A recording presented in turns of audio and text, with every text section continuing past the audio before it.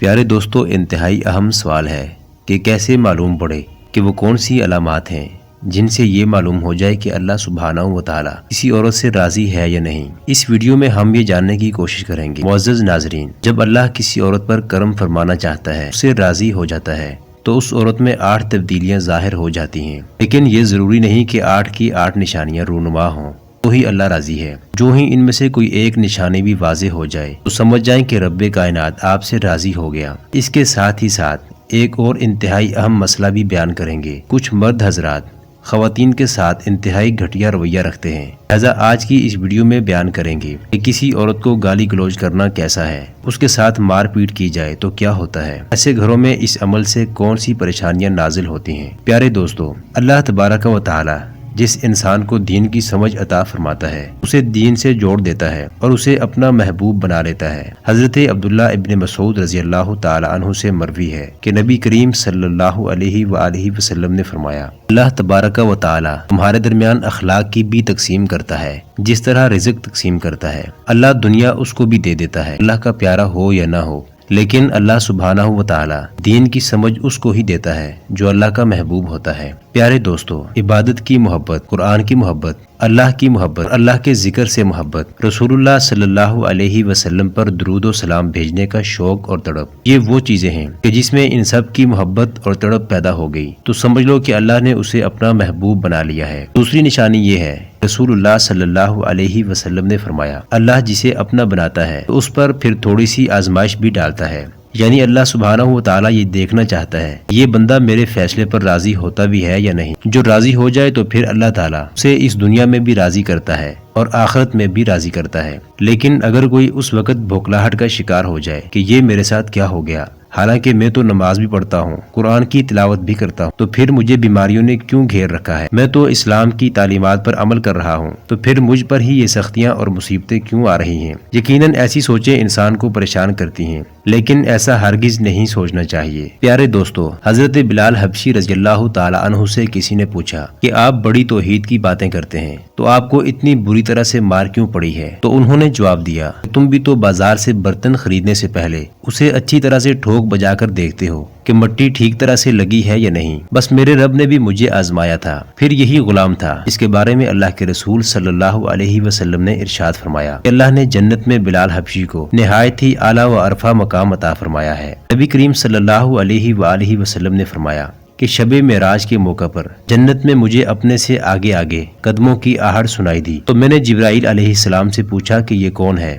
تو جبرائیل علیہ السلام نے جواب دیا کہ بلال حبشی ہیں۔ نبی کریم صلی اللہ علیہ وسلم جب واپس آ گئے تو بلال رضی اللہ تعالیٰ عنہ سے پوچھا کہ تم ایسا کون سا عمل کرتے ہو کہ جس کے سبب تم جنت میں اس مقام پر ہو؟ تو حضرت بلال رضی اللہ تعالیٰ عنہ نے عرض کیا، یا رسول اللہ، آپ ہی نے تو فرمایا تھا کہ ہر وقت باوضو رہنا چاہیے، تو جب بھی میرا وضو ٹوٹتا ہے فوراً نیا وضو کر لیتا ہوں، اور جب وضو کرتا ہوں تو ساتھ ہی 2 رکعت نوافل بھی ادا کر لیتا ہوں۔ چلتے زمین پر ہیں، قدموں کی آہٹ جنت میں سنائی دیتی ہے۔ بس آزمائش کا آنا بھی اللہ تبارک و تعالیٰ کی محبت کی نشانیوں میں سے ایک اہم نشانی ہے، کیونکہ اللہ کے محبوب بندوں پر ہی آزمائشیں آتی ہیں۔ پیارے دوستو، تیسری اور ایک بہت ہی بڑی نشانی یہ ہے کہ اللہ سبحانہ و تعالیٰ جب بھی کسی انسان سے محبت کرتے ہیں تو اس کے اندر ایک انتہائی خوبصورت تبدیلی رونما ہو جاتی ہے۔ حدیث میں آتا ہے کہ اللہ تبارک و تعالیٰ جب کسی انسان سے محبت کرتا ہے تو حضرت جبرائیل علیہ السلام کو حکم فرماتا ہے کہ آسمان میں اعلان کر دو کہ میں اپنے فلاں بندے سے محبت کرتا ہوں۔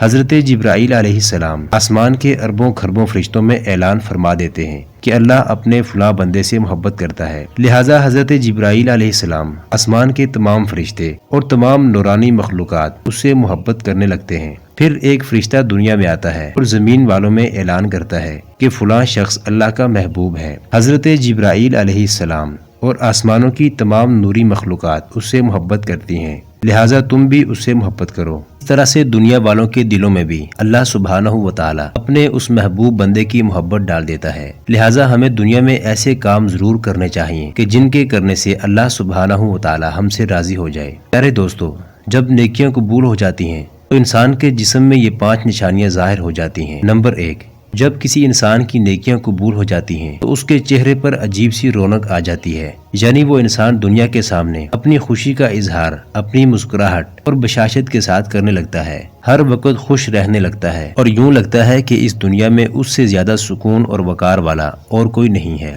نمبر 2، اس کا دل روشن ہو جاتا ہے کیونکہ اسے اللہ سبحانہ و تعالیٰ کے وعدوں پر یقین آ جاتا ہے، لہٰذا اس کے پاس کچھ ہو یا نہ ہو لیکن اس کے دل میں اتنی خوشی ہوتی ہے کہ اس کو کسی بات کی کوئی پرواہ نہیں ہوتی۔ یاد رکھو کہ انسان مال و دولت سے امیر نہیں بنتا بلکہ ہمیشہ دل سے امیر بنتا ہے۔ دولت مٹی کی طرح ہے اور مٹی کو پیر کے نیچے رکھنا چاہیے، اگر سر پر چڑھاؤ گے تو وہ قبر بن جائے گی اور قبر زندہ لوگوں کی نہیں ہوتی۔ نمبر 3، جب کسی کی نیکیاں قبول ہو جاتی ہیں تو اس کے جسم میں نیکی کی طاقت آ جاتی ہے اور شیطان اسے گمراہ نہیں کر سکتا۔ اللہ سبحانہ و تعالیٰ اس کے جسم میں شیطان سے بچنے کی طاقت پیدا کر دیتا ہے۔ نمبر 4، وہ اپنے مال و دولت میں فراوانی پاتا ہے، یعنی اللہ سبحانہ و تعالیٰ اس کے رزق میں برکت پیدا کر دیتا ہے۔ وہ لوگوں پر چاہے جتنا بھی خرچ کرے، ضرورت مندوں کو کتنا بھی بانٹے، اس کی دولت میں کمی نہیں آتی۔ نصیب کا رزق انسان کو ایسے تلاش کرتا ہے جیسے مرنے والے کو اس کی موت تلاش کرتی ہے۔ نمبر 5، لوگوں کے دلوں میں اللہ اس کی محبت پیدا کر دیتا ہے، یعنی جب اللہ تبارک و تعالی اپنے بندے سے خوش ہوتا ہے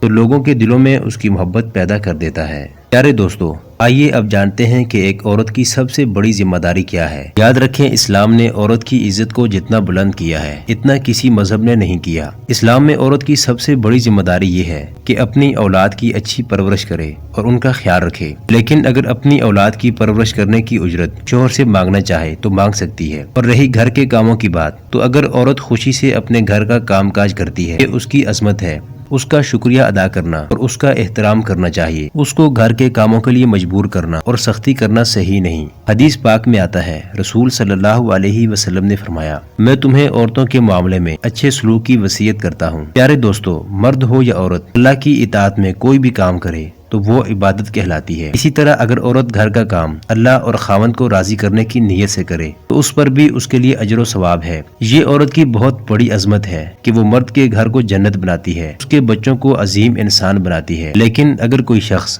عورت پر ظلم کرے، گھر کے کاموں کی وجہ سے اسے ٹوکتا رہے اور اس پر ظلم کرتا رہے، تو روز محشر اللہ تبارک و تعالی اس انسان کا سخت احتساب کریں گے۔ پیارے دوستو، گھر میں عورت کے رونے سے برکتیں اٹھ جاتی ہیں، پریشانیاں غالب آ جاتی ہیں اور سکون ختم ہو جاتا ہے۔ عورتوں کے معاملے میں اللہ سے ڈرتے رہنا چاہیے۔ بیوی کے ساتھ برا سلوک کرنا مفلسی، غربت اور تنگدستی کا سبب بن جاتا ہے۔ جس گھر میں عورتیں روتی ہیں اس گھر میں برکت نہیں رہتی اور یوں اس گھر کے تمام افراد پریشانی اور مفلسی میں گرفتار ہو جاتے ہیں۔ یاد رکھیں، اگر کوئی یہ چاہتا ہے کہ اس کے رزق میں فراوانی ہو اور دولت، عزت اور شہرت دن بدن بڑھتی چلی جائے، تو اپنے گھر میں اپنی عورتوں کا خیال رکھے، انہیں خوش رکھے۔ اللہ کے فضل و کرم سے دولت، شہرت، عزت اور مال میں فراوانی پائے گا۔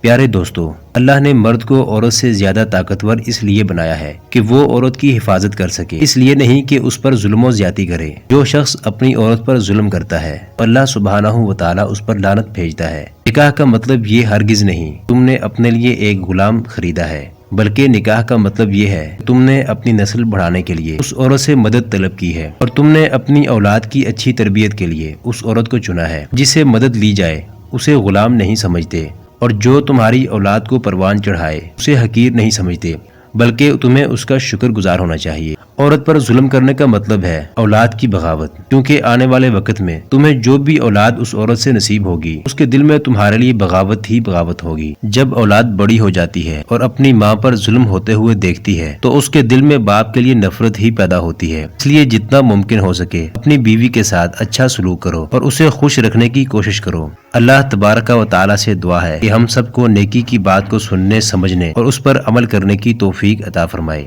میرا سنانا اور آپ کا سننا قبول فرمائے، آمین یا رب العالمین۔ محترم ناظرین، اگر آپ کو یہ ویڈیو اچھی لگی تو لائک اور شیئر ضرور کیجیے۔ میرے اسلامی و اصلاحی چینل کو سبسکرائب کریں۔ شکریہ۔